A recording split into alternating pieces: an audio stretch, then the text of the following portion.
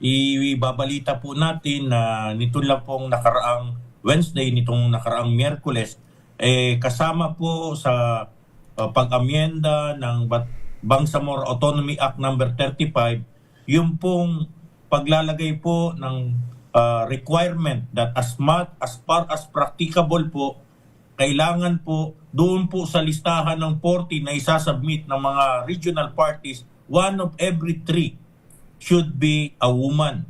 Sir, nauna na po nating sa batas na kailangan po 30% ng mga kandidato doon sa regional party list election ay dapat po magmula sa hanay ng kababaihan.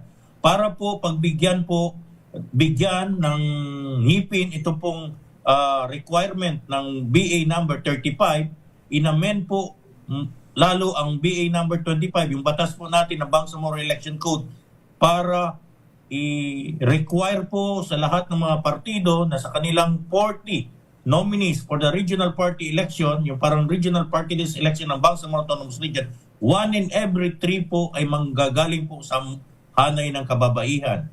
So, una, balikan po natin yung regional party list election natin sa Bangsamoro, kailangan 30% ng kanilang kandidato ay kababaihan. Ngunit kailangan po hindi po dapat na itutulak lang po sa isang tabi o kaya sa pinakaduluduluhan po yung mga kababaihan, kundi minabuti po ni Deputy Speaker Baintan Ampatuan na dapat po ay 1 in every 3. Bawa sa first 3, may isa, 4 to 6, another, 7 to 9, another, na kailangan po merong rule of 1:3. Kasi sabi po ni MP Deputy Speaker Baintan Ampatuan, maari po namang magkaroon ng 30%. Ngunit yung probability of winning ay napakababa dahil andoon sila sa kaduluduluhan.